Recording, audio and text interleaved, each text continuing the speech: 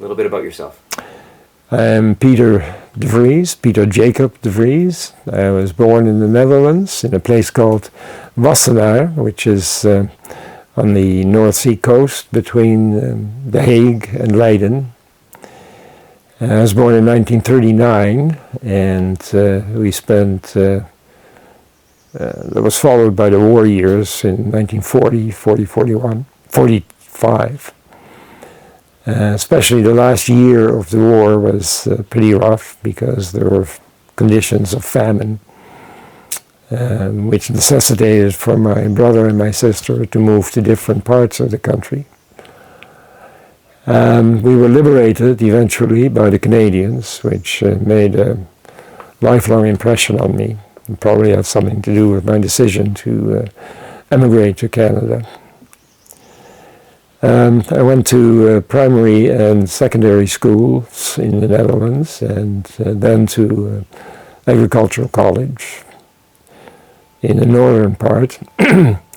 After I graduated from agricultural college, I emigrated to Canada and started a new life. As I told you before, I started out my life in Canada during the summer of 1960, living and working in a work camp, a student work camp. And after that, I met my wife, my future wife there. After that, I went to continue my studies in agriculture at the University of Alberta in Edmonton. I eventually changed my study direction from agriculture to the social sciences. And in 1978, I got my PhD in anthropology based on a study of change from plantation agriculture to tourism in a small West Indian island called Montserrat. My wife and I got married in 1963, and she came to live we both moved to Edmonton, and we stayed in Edmonton until 1972. She was a teacher, and I was working on my PhD by that time, the early 70s. And in 72, I got a job at the University of PEI in the sociology and anthropology department. A year later, I got an offer to move to Sir George Williams University in Montreal, and I was still working on my PhD thesis. And I got a job as a lecturer in the Department of Sociology and Anthropology at Sir George Williams University, which that year was amalgamated with Loyola College to become Concordia University. Once I got my PhD, I became an assistant professor and then later an associate professor in anthropology. My early research was in the Caribbean. I was interested in the transition from plantation agriculture to tourism. I may have mentioned that before. Then later on, my wife Georgia and I decided to work together as researchers and defined a research problem in Cape Breton Island, in which we looked at the decline of agriculture. And we did so by means of a household study where we lived here for a year. We interviewed virtually every household member of every household in East Lake Ainslie. And that became the basis for some publications. I became chair of the Department of Sociology and Anthropology in 1991. I was chair for 3 years. And in 1995, I was able to retire early, and because we had enjoyed our stays in Kilbretton so much, and East Lake Ainslie so much, and had gotten to know so many people, that we decided to retire here. I had been working on building a house for a number of years, and we moved into that and enlarged it, and had a terrific life here. We were both quite involved in the community and the broader community. I was involved in the Lake Ainslie Historical Society, and so was Georgie, my wife. I got on the board of the of Sheehan Co-op, and later president. During my time there, I became involved in the renovation and expansion of Sheehan Co-op, which was a really interesting project. And also I got involved in at Co-op Atlantic, attended quite a few of the annual meetings of Co-op Atlantic. I was also involved in the, my wife actually gave me a sailboat, which we moored at Waikagama at the old government wharf.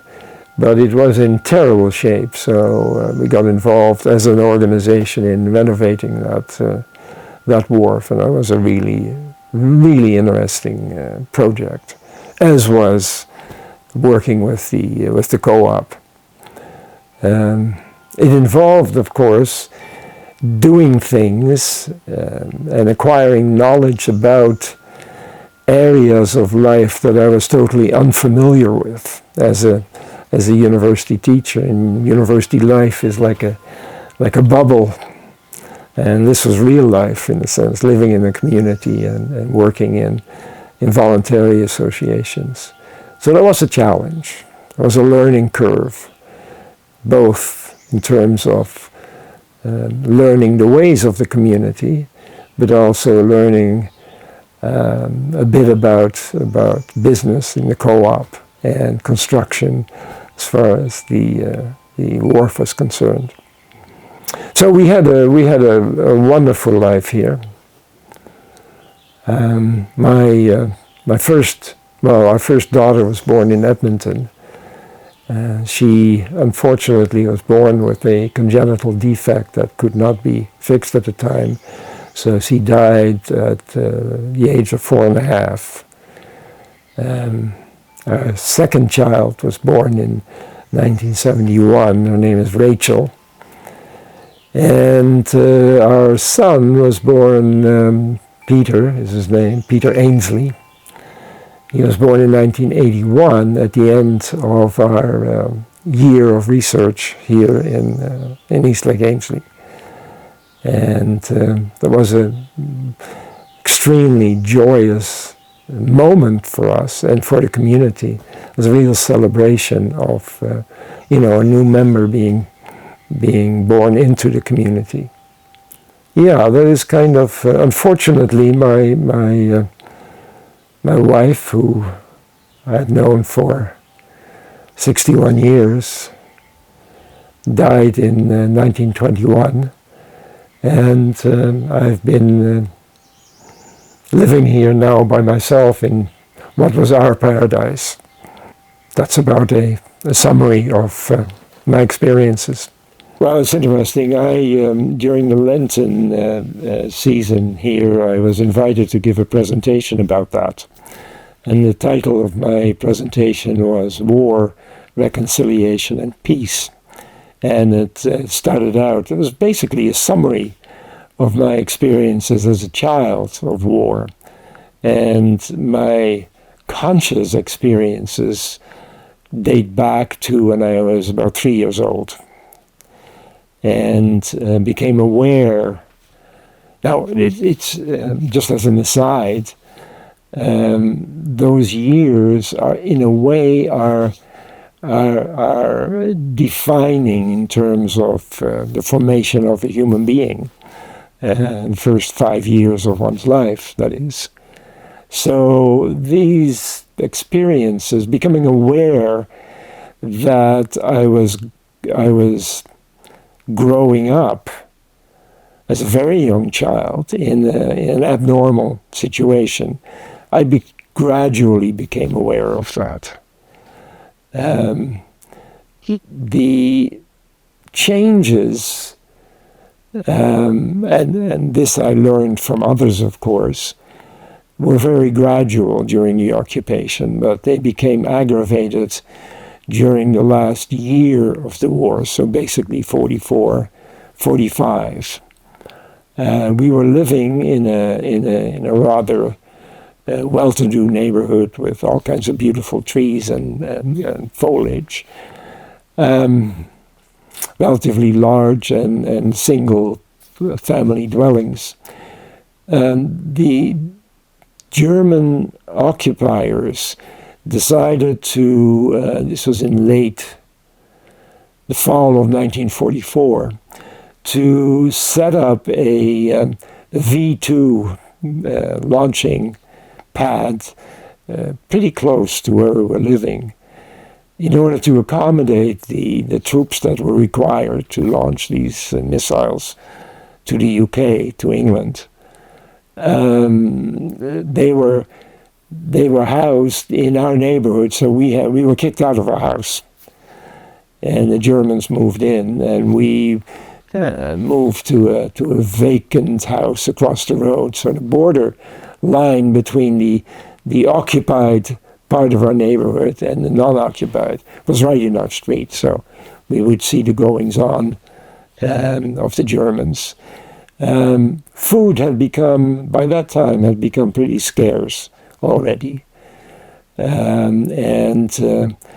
Just as of course, as a child, I had absorbed the inevitable dehumanizing of the enemy, of the other, that my parents and older people in the neighborhood had expressed to deal with the circumstances. But I can vividly recall a couple of instances where the German soldiers asked us to come across the street, and they gave us bread and rice, showing a different part of them as human beings. And it was interesting to become aware of that duality. On the other hand, the dehumanized Germans, Nazis, fascists. On the other hand, the young German humans who happened to be soldiers. Nevertheless, that became a very difficult time when my brother and my sister had to leave the home to go to another part of the Netherlands where there was more food. The western part where we lived had been shut off from any food transports during the last 6 months, 4 to 6 months of the war. So things got worse and worse and worse. We were down to eating sugar beets and tulip bulbs, and there was no bread, no potatoes. Once in a while we got a package from our farmer relatives in the northern part of the country, until that was shut down. My parents really were losing a lot of weight. They were starving. They were trying to give me as much of what I needed. But nevertheless, we became prone to infections. My mother fell on the concrete and hit her head, and then infections set in. that became life-threatening. So in earlier in the year, we had become aware of the Normandy landings, which created incredible hope for an end to the war. That didn't materialize because the Allied troops became stuck behind the rivers, the Rhine and the Meuse, until sometime in early 1945, actually, spring of 1945. So the conditions were pretty terrible.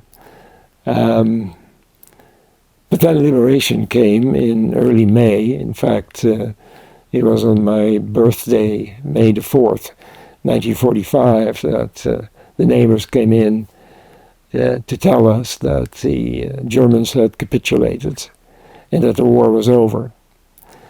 And they came with a bar of chocolates for me, because it was my birthday. That chocolate bar came out of food drops that were made by the Allied air forces, especially Canadians and Brits in the Lancasters, that dropped food on the what had been the V2 launching pad near us.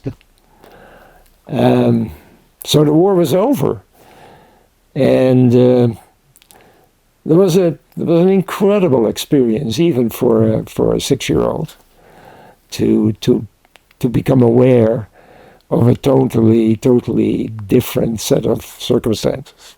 And these are those memories, even though they started relatively early, they became clearer and clearer and clearer, of course, as I became a little older. Yeah. And had conversations with your parents. And had conversations, yeah. Which were very important, in fact, because they inevitably, these were conversations about life circumstances as determined, as influenced by the state of war and the deteriorating survival circumstances. And they inevitably involved, as I mentioned earlier, much dehumanizing talk about the Germans, the bad Germans, the Nazis. And we didn't make a distinction, of course, between Nazis and Germans. And we celebrated the bombings of Germany. We would watch the hundreds and hundreds of bombing of bombers coming from Britain on their way to the big cities in Germany. We thought it was a good thing that the Germans were bombed to smithereens. They deserved that. That was the attitude. On the other hand, there was also, and I must thank my parents for that, there was also the idea that these Germans who had occupied us and created the difficult circumstance were also human beings, and that they were being killed in large numbers, and that life was often very difficult for them, as it was for us.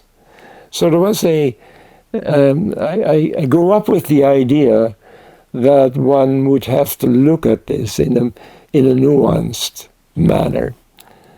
I also remember the retaliation that Dutch people took against women who had become friendly with German soldiers. And it was not unusual for these women, girls, to be shorn of their hair and paraded through the streets of the towns, villages, and cities in retaliation for what they had done.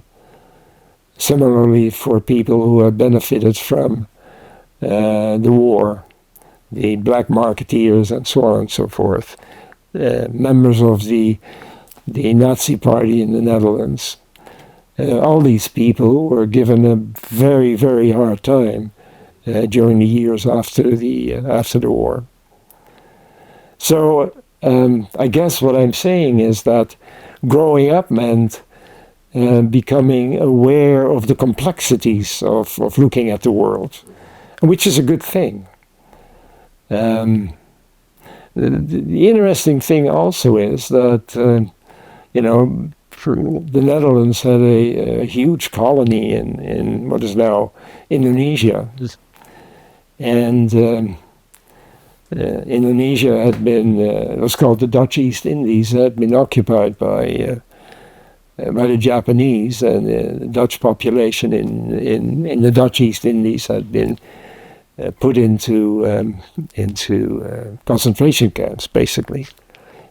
Relatively shortly after the war, the Dutch government decided that they were going to re-establish that colony. That in the meantime, during the Japanese occupation, a strong nationalist government had developed in the Dutch East Indies. They had even proclaimed a Republic of Indonesia in 1946, I think it was. Nevertheless, the Dutch government said, we're going to reconquer that. So they sent a huge army to Indonesia, and they fought a war against the nationalists, as they were called, and committed atrocities there. And it was puzzling, and it's still puzzling to me, that the very same people who had suffered from German atrocities for years during the war were capable of committing atrocities in the colony. These atrocities were made possible by a very similar process of dehumanizing the other, in this case the colonial other, as happened, for example, with the Jewish population in Europe. Germans were able to justify that by racial theories of superiority and inferiority, which the Dutch applied in Indonesia, and we can still see that happening across the globe. Well, my father was an engineer, architect, and he worked for public works in the Netherlands for the Dutch government. He had done so since 1920, I guess. And he had a well-established position. That work continued during the war, but under German administration. So in that sense, life continued as it was before, but it became harder and harder and harder.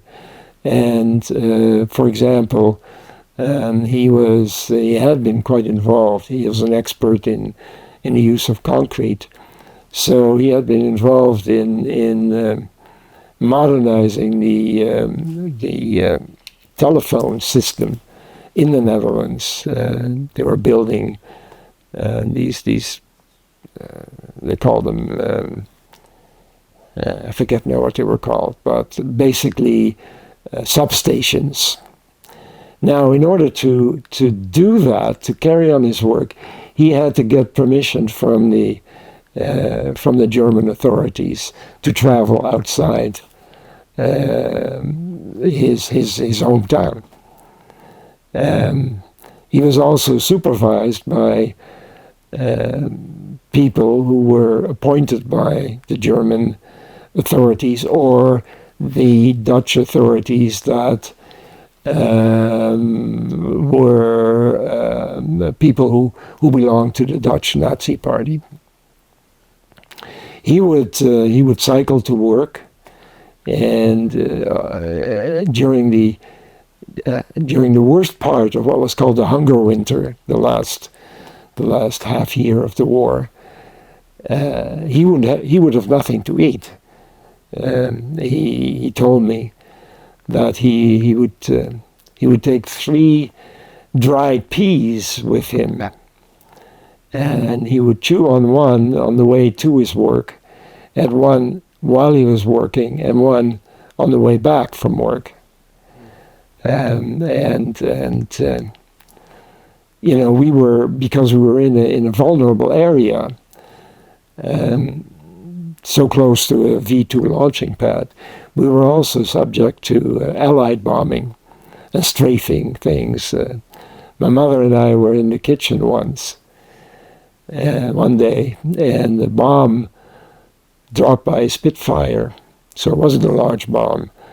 Was dropped in a garage belonging to the neighbors behind us, and we weren't in our own house. We had been kicked out of the house, our own house, and the garage was a brick garage, so it contained most of the impact, but nevertheless, a metal shard sailed into our kitchen and in between my mother and me, and slammed into a kitchen cabinet. Also, a cup that was being washed by, as part of the dishes being done by a domestic in the house next door, sailed into the kitchen and fell into the sink. And it was only part of the cup, but it had blood on it. And I guess the air pressure of the explosion caused these things to happen. I think I mentioned earlier that once in a while we received a package from our farmer relatives in the northern part of the Netherlands, and one day we got word. I don't know how they communicated. Anyway, we got word that a barge had arrived on the eastern part of The Hague, and that there was a package on that barge. So my father and my sister, who was 14 years old at the time, 15 years old at the time, they had a little carriage they took down to pick up that. They walked maybe 5 kilometers or 6 kilometers to pick up the package. They went through a neighborhood of The Hague. It was more or less the way the crow would fly. While they were in the process of picking up the crate, there was a bombing raid took place. Lancasters came over, and they stopped this. They started dropping bombs on the part of The Hague through which they had gone, and through which they would have to come back to come home. The bombs were meant for us, for the V2 launching pad and the surrounding area. So they had to, in fact, somebody in the house, I remember standing on the balcony with him, and we could see the flames in that part of The Hague. My father and sister had to get back by a circuitous road. They had to go around that neighborhood of The Hague in order to come home. So things like that were happening on a kind of regular basis. Oh, yeah. So I started school in September of 1945, and our school building that I was supposed to go to was occupied by Canadian soldiers. They had been bivouacked there. So my first months of school were actually in the church building, along with other classes, which was peculiar, of course.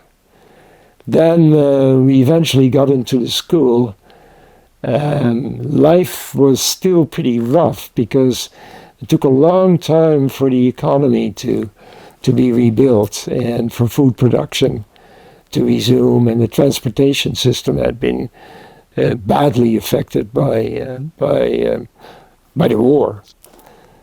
I mean, if you consider that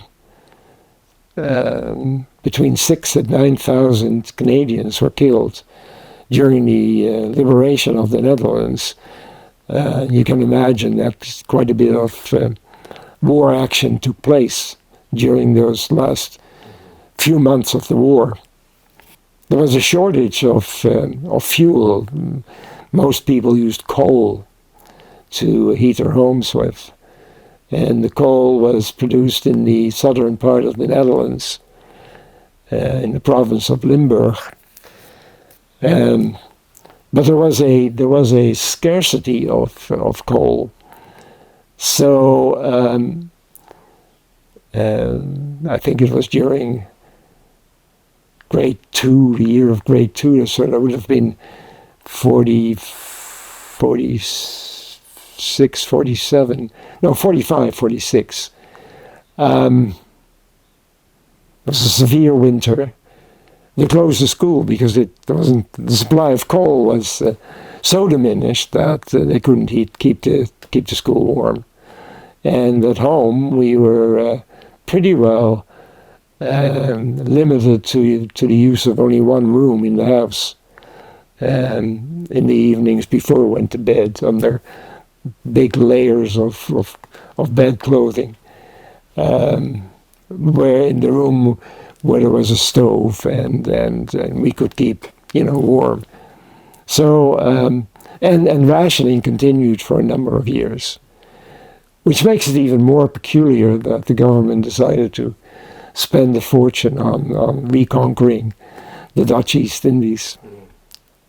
You mentioned you understood you had this idea of the conquered going, the absurdity of going to Indonesia. Were you were you aware of it at the time, or was the press secret, was it something you realized later on in life when it? No, I was aware of it, and of course, at that time, I was very much enthusiastic about it. I was a 7-year-old kid by the time, and much enamored by everything military.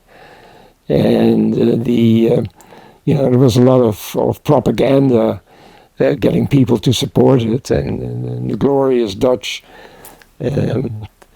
armies were trying to set things straight, back to normal in the colony. It was only much later that I began to realize that that was not a pretty picture.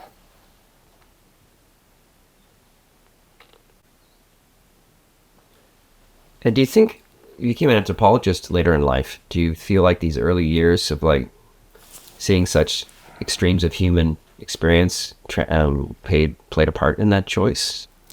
It's hard to say.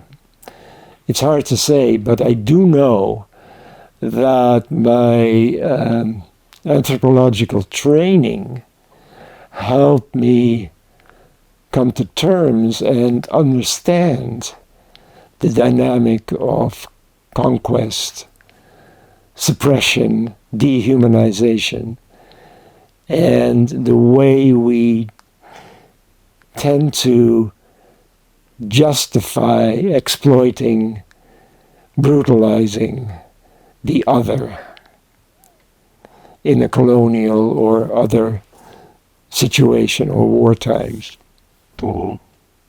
Because after all, unlike the normal process, the regular process of growing up, whereby you absorb the values of the community of which you're part, with all the positive and negative ways, it is a kind of a tunnel vision of life, a tunnel vision on life. A a perspective where that allows that the inequalities and suppression, exploitations that occur in society to be justified. The anthropological perspectives, and I think it is a very powerful one, is based on the study of different cultures. It becomes a more pan-human perspective on life, on humanity, whereby it becomes possible, I don't know to what extent, because we always remain or retain some of the values that we grow up with that are sometimes very difficult to overcome. But one that tends to broaden one's perspective on the world, so works against retaining the tunnel vision perspective on humanity. Your first time to Canada, explain why you came here. Why I came to Canada? What happened when you arrived in? It's difficult to know why I came to Canada. I think one of the influences... no, let me go back. I grew up in a community, probably one of the wealthiest parts of the Netherlands. We weren't wealthy. My mother had grown up on a farm on a small island. Her father was a sheep breeder. My father was the son of a poor carpenter who had done well during the First World War. That is my father, because while he was mobilized, he was able to study. And that laid the basis for him becoming a rather well-known engineer and architect. I grew up in an environment where there was a extremely well-defined class system between those with and those without wealth, between those who considered themselves aristocrats, patricians, and who would look down on the working class. And even as a child, I felt there was something wrong about that. And I would enjoy being with the public workers. I remember they would sit down at noon and have lunch, and I would sit with them and talk to them, and I had this kind of affinity. Now, I must say, I spent my summers with my farming relatives in the island where my mother was from. So I became more and more alienated or distant from that system of class and of glorifying being upper class and denigrating the others. And I think that played a role in my deciding to leave the country. And I chose Canada because, well, we were extraordinarily grateful for the Canadians having liberated us. To this day, in the Netherlands, people celebrate that liberation of the country and honor Canadians, and especially the veterans who fought there. There are not too many left. And they take meticulous care of the cemeteries where all these Canadians are are laid to rest, were laid to rest. Now, an additional factor would have been the fact that my brother who was 7 years older, had already emigrated to Canada. So in a way, I was given I was following him in a way. And I don't think I could have made a better move in my life than going to Canada at that time when I was 21. And meeting my future wife, which totally redefined my life. And we spent that together. We were always together for 61 years, as much as possible. And as I said earlier, we worked together on the research here in Cabreton. Well, she was Georgina McNabb when I met her. She was born in 1941, October 21st, 1941. Her father was in the Canadian Army. Newfoundland was a separate country at the time. Didn't become part of Canada until 1949. He belonged to the Royal Rifles of Canada. I probably don't have that correct. He grew up in Quebec, and his regiment was stationed in Newfoundland in 1939-1940, because they were afraid that the Germans could establish a bridgehead in Newfoundland, and in that way further their military interest in North America. And he met my mother-in-law, and they got married, and she got pregnant. I don't know whether the sequence is correct, but anyway, it doesn't matter. He was, in the fall of 1941, his regiment was sent to Hong Kong to defend Hong Kong against the Japanese. And he was a casualty on, I think it was December 2023. So Georgie was born in October of the same year, when her father was in Hong Kong. And her mother was part of a relatively poor family, and she and her sister and her children and the grandfather were all living in the same house, scratching a living.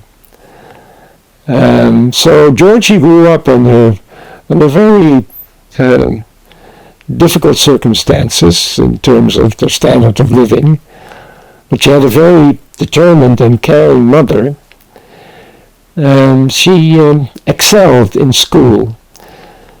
When she was 13, she was struck by rheumatic fever, which kept her in rheumatoid arthritis and rheumatic fever. Rheumatic fever affected her heart valve, and rheumatoid arthritis affected her joints. So she was in bed for a year and went back to school and skipped the class. So she was a very, very smart, very intelligent, very quick learning person.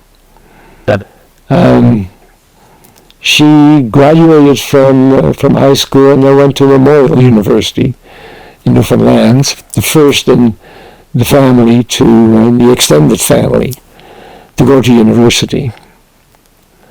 She was very active in student activities. She received the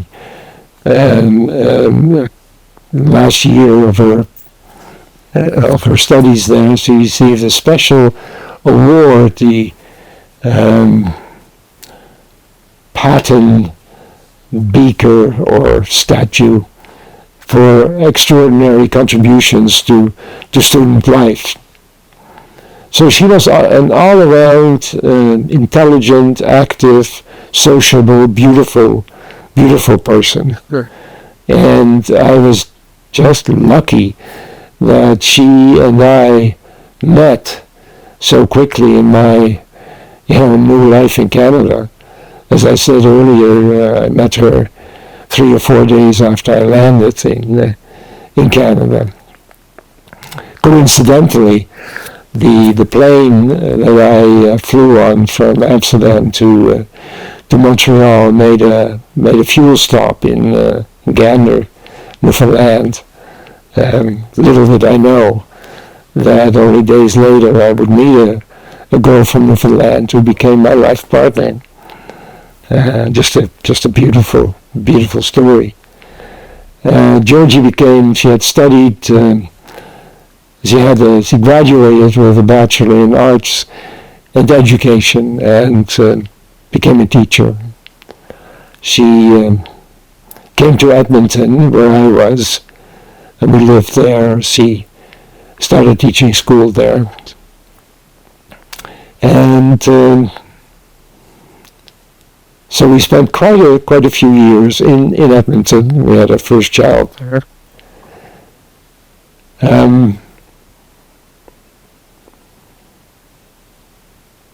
Yeah, that's good. Okay. Maybe let's talk about what brought you here the first time.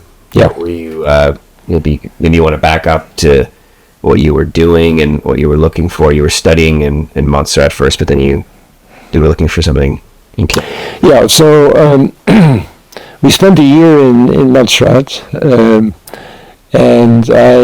Oh, sorry. Just gotta fix. Okay. So we spent a year in Montserrat doing my doctoral research, and it was a wonderful experience. But Georgie, my wife, felt not as comfortable there as I did. She had questions about whether a white person from Canada should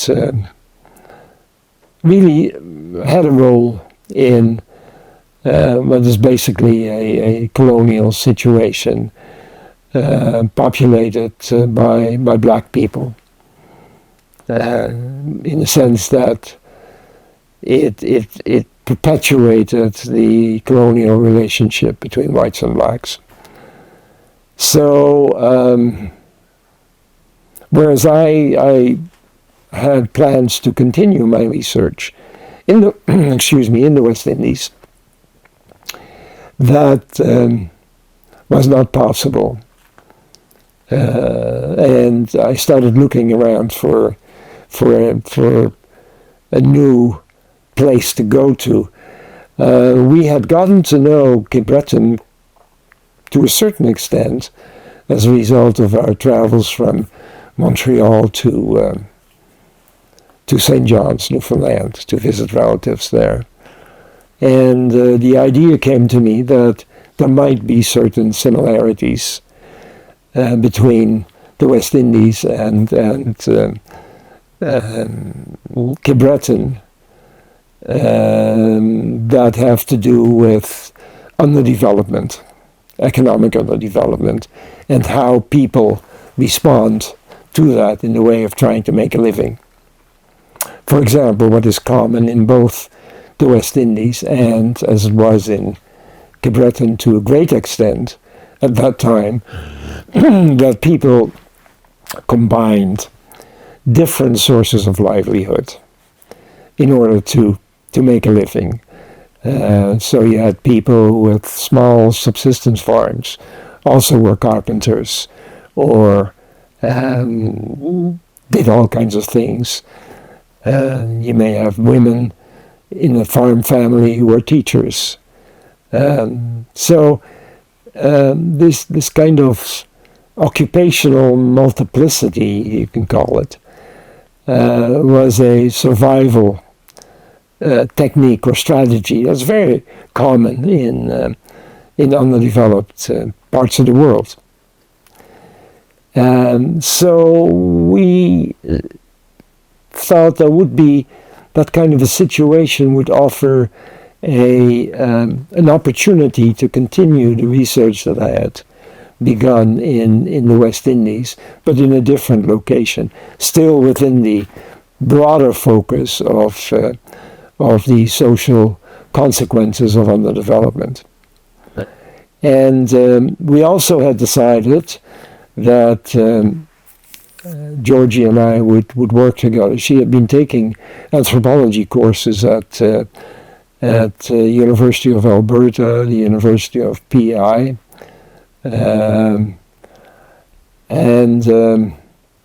so we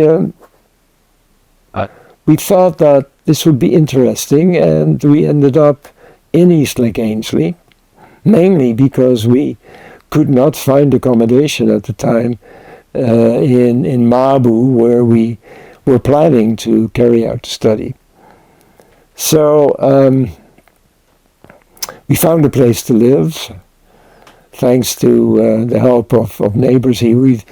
We had put an advertisement in, I think it was the Reporter and the Inverness Oran, or the Oran, for accommodation, and it so happened that we got this letter from a lady in East Lake Ainslie, who she wrote about 4 pages of detailed description of the community and what facilities were here, and the church situation, the school situation. So Georgie said, well, that must be a teacher. It turned out to be Kathy McLean, our now neighbor. And DJ had been building a cottage next door where we ended up living. And we spent a year there.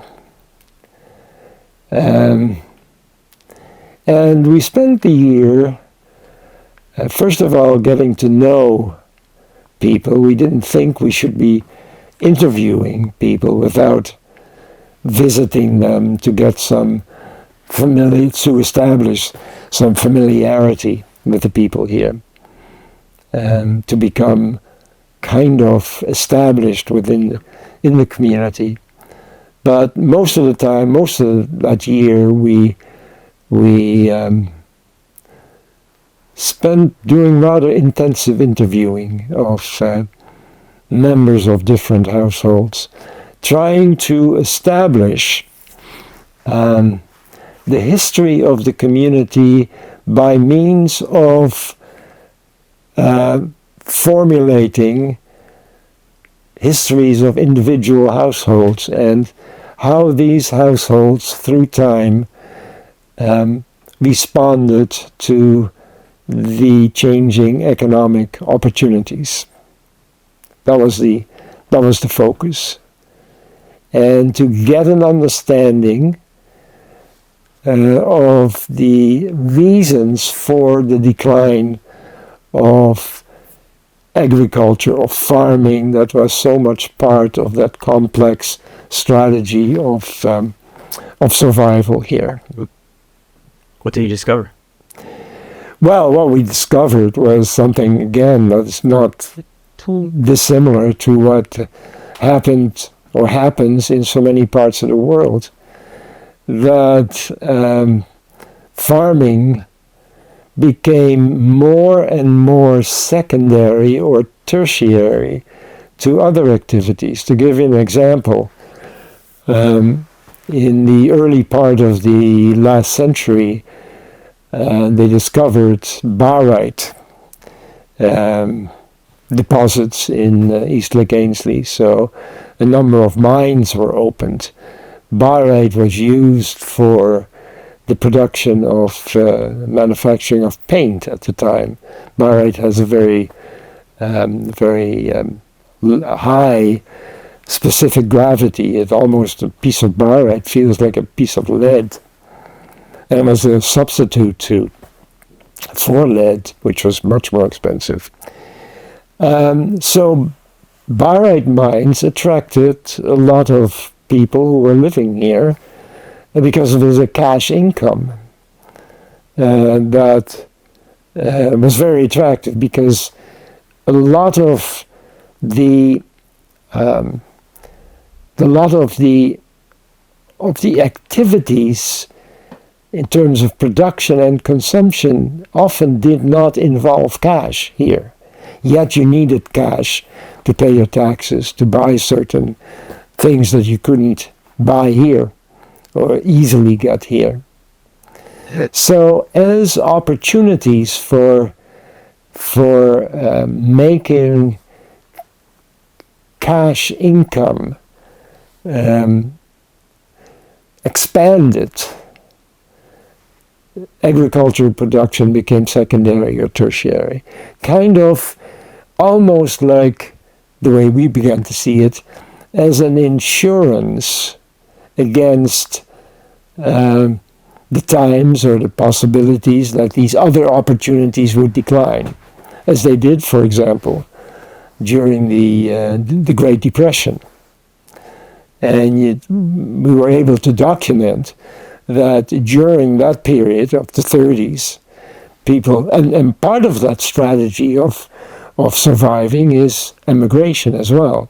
So many people who were born here left for the Boston States, for Alberta more recently, but it was an ongoing tendency until relatively recently. So as these opportunities opened up, so during the 1930s there was actually an expansion of the amount of land that was put into agricultural production, and people made do by expanding domestic production of clothing and what have you. Then after the Second World War, a very important change took place when federal social services were introduced and expanded. For example, old age pensions and Canada Pension Plan.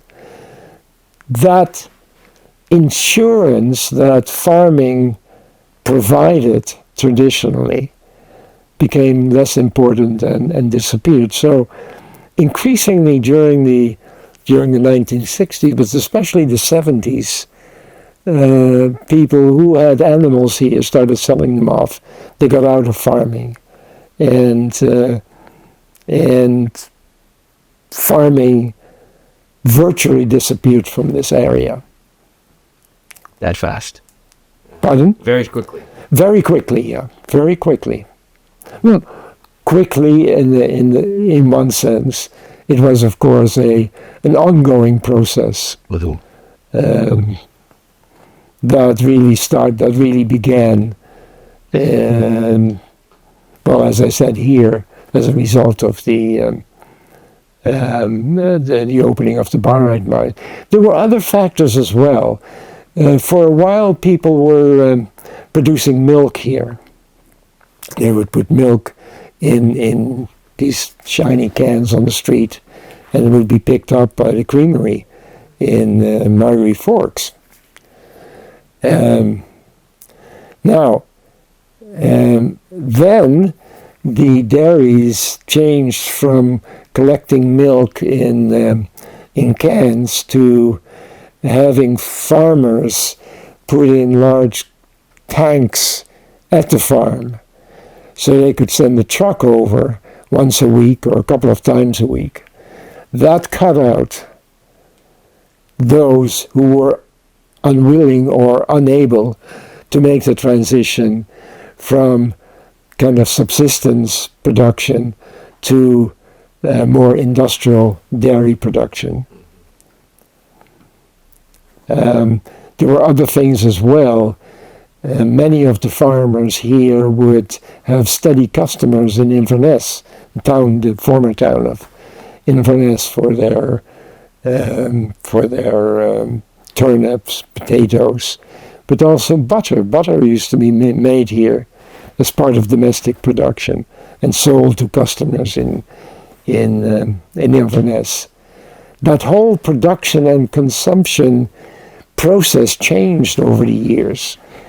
There were requirements were introduced whereby milk or butter had to be packaged in a particular way.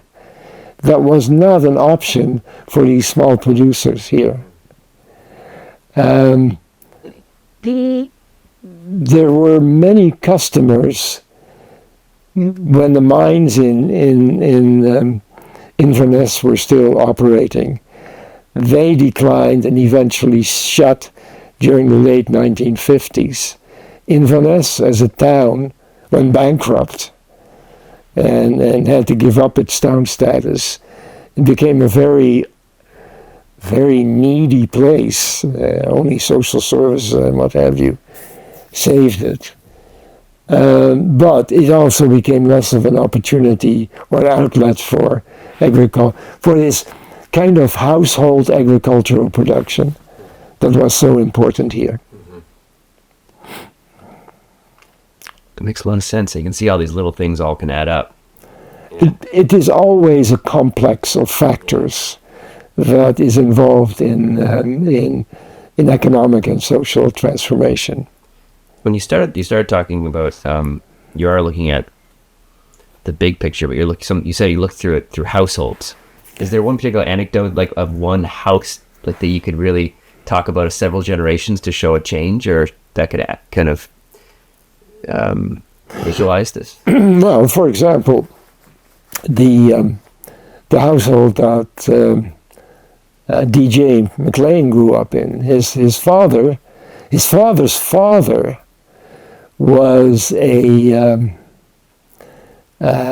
drover, and on his property, on his farm, they would collect the animals that were to be shipped to the butchers in Sydney or wherever it was, and then his grandfather would drive these cattle to Inverness. They would go on one of the steamers that was running between Waikagama and Sydney, and that was his specialty. But he would have the subsistence farm as well. Now, he died. His sons mostly went to the States, but one of them, Alan Jack, so that would have been DJ's father. He came back after his brother, who was to succeed his father on the farm, died during the what was called the Spanish flu in 1929. And Alan Jack was a carpenter. So he was no longer a drover. That whole thing had kind of disappeared. The transportation between, as I understand it, between Waikagama and Sydney had changed as a result of trucking, and the railroad had been built, so that became obsolete. So DJ grew up on a subsistence farm where his father was an active carpenter, and that was probably the main source of his income. Now DJ himself continued with the subsistence farm until he and a neighbor got into a partnership, and they opened up what was it called? Ainsley Builders. Ainsley Builders. Yeah, Ainsley Builders and Supplies. Mm. And that, of course, was a full-time business. DJ was building homes. Peter Macmillan, the husband of Verma, he was at the shop, and even DJ's father, Alan Jack, was working there till well into his 90s or late 80s. So there was less room and need for the subsistence farm. And they got rid of the animals somewhere along the line in the, I would say, the late 70s. And that was not an unusual, the specifics would be different from household to household, but the general picture was very similar. Good. And then David takes it a whole other level. And he took it to a whole different level because of his particular qualities, not only as an excellent carpenter, but a businessman, a very acute business person, and entrepreneur. Mm-hmm. And then, so that project brought you into this community, gave you a great insight into it, and then soon after that, you're looking for a place to retire, and you chose this. Well, not soon after that. Remember, this was in 1980, True. 81. We didn't come to live here permanently until 1995. Excuse me. But we enjoyed living in this community in 81 so much that we started looking for a piece of land to build a simple structure on, so we could spend the summers here. And it so happened that this property on which we are now, which I am now, that was owned by the Presbyterian Church, was actually the last of the church property that they still had. DJ suggested that they might be willing to sell it because they needed to raise money to make repairs on the steeple of the church. Not the church that's there now, but the old church that was built in the 1880s, which burned down a number of years ago.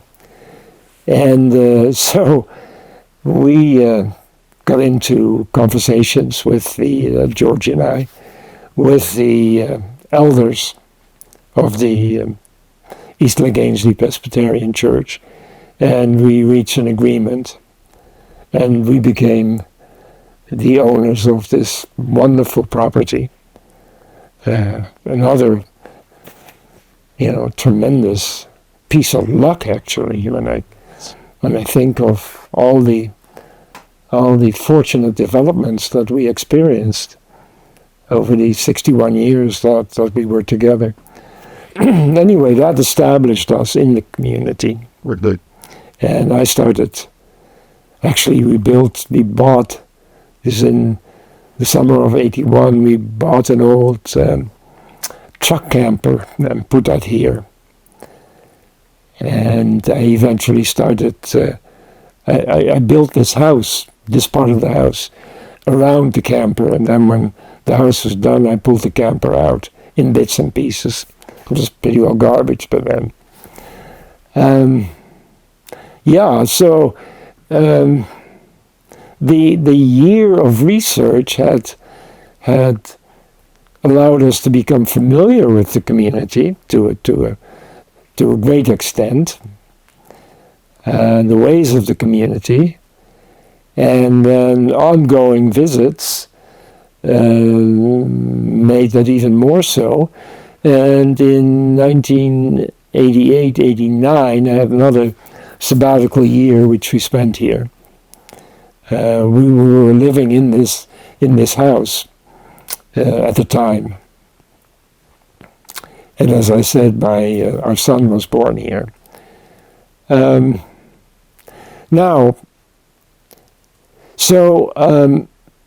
1995, we sold our house in Montreal, and came here, expanded the house because Georgie's brother moved in with us, and we started our life as full-time members of the community.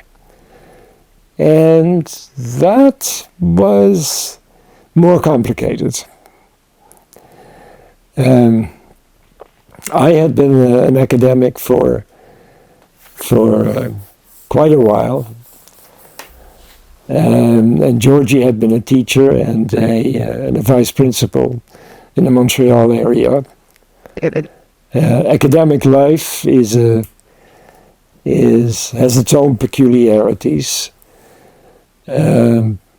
Life in small Tibetan communities has its own and different peculiarities.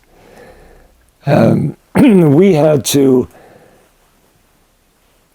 to, and especially me, Georgie was more flexible, but in particular, I in particular had to make a transition between being part of an academic department, university department, and being involved in voluntary communities.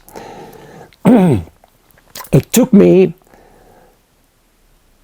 quite a while to fully understand the dynamics of interpersonal life in these voluntary communities.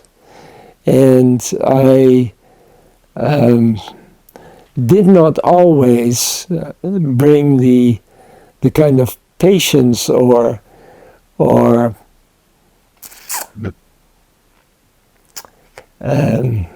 how should I put it? Carefulness in to these relationships, these new relationships that weren't really necessary in my academic life, where things could be done just like that, especially since I was chair for a number of years. It took me a while to understand that you had to express yourself in cautious ways to maintain the relationships, to make the relationships worthwhile, or workable, I should say, not worthwhile, workable. And it took me quite a while to acquire those means. And I understand that probably better now than I did years ago. Which means that I was able to learn a heck of a lot in the way of human interaction in this cultural environment that hadn't been part of my previous cultural environments. If you go back and give yourself advice in those first 5-6 years here, what would you have just, if you had I get 30 seconds or a minute to talk to myself, what would you have? Proceed much more cautiously. Don't have a big mouth right away. You don't get anywhere. You tend to alienate people more than don't think that because you were successful in one type of endeavor, you can be successful in another way.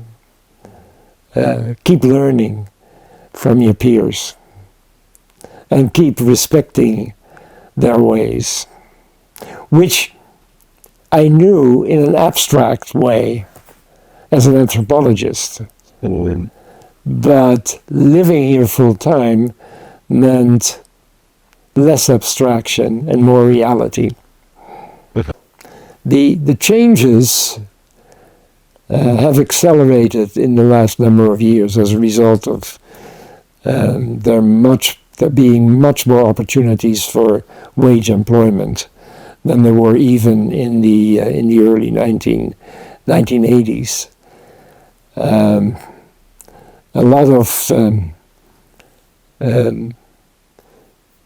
at that time, the 1980s, the traditional pattern of people growing up here, going to school here, and then moving elsewhere. That was still very much so. That has changed. A lot more people are able to stay here. And it is gratifying to see that so many kids who grew up with my kids, even though they may have gone somewhere else, have come back home and built houses and live here permanently. Secondly, and especially in the last number of years, a lot of people from elsewhere have settled here. In 1980, and during the 1980s, and even during the 1990s, you virtually knew everybody who lived here. And you were rather intimately involved in their lives. People had a lot of knowledge about people in other families or households, even though you might not talk about that. But that has changed. In the sense that I now have neighbors that I don't even know. They may have come from Ontario or God knows from where. And many new houses have been built. In a way, life has become more suburban than rural the way it was as recently as 15 years ago. And more impersonal. Sure. I think that's one of the major changes that have taken place, then have disappeared. And I'm 85 now. I'm as old as the old people were then, if not older. Yet there is a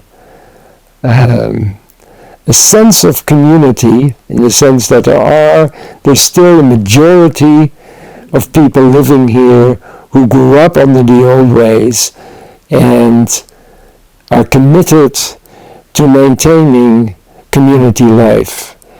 There's still a vibrancy of community life here that is quite impressive, and that I can only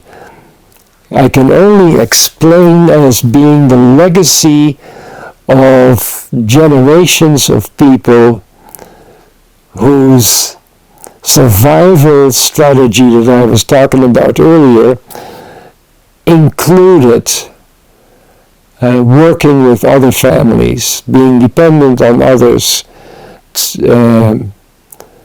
for survival, for, in the old farming ways, involved a lot of cooperation between people from different households. The strength of the fire department, for example, and what volunteer work can accomplish, that is still extremely strong here. If you were had a young, say you were mentoring, or you were still a professor and you had a PhD student who in anthropology from the area or from another area but wanted to study in this area, just having gone through it yourself and now living it, like if someone was going to do a project now in this area, where might you direct them as an area of interest that for you that you'd love to see explored? What I would suggest to such a person is that they look at the ways in which the values of people have changed. In particular about how they look at the world and what is important to them. I mentioned the suburban lifestyle that has developed here. I think that there are core values here that likely have changed, that certainly have changed. religion is not as important as it used to be. It was, when we first came here, if you weren't part of a religious community, you were really outside the community. That's no longer the case. It's issues like that that would be of interest to explore. What are the values that people have here? Certainly, material things are, consumption patterns have changed so much here. There's much more money around, much more money to spend. And you can tell the place. To give you an example, Inverness, where we first came here, was a run-down, almost desperate place. You could still smell in the winter the coal being burned. The unemployment, the migration, the sense of hopelessness, all that has changed to a great extent. All that is associated with a changing value system. What do people aspire to? What do they hope to accomplish? There's a lot to find out. So I would steer a student toward that kind of a study. And you would agree to that as well.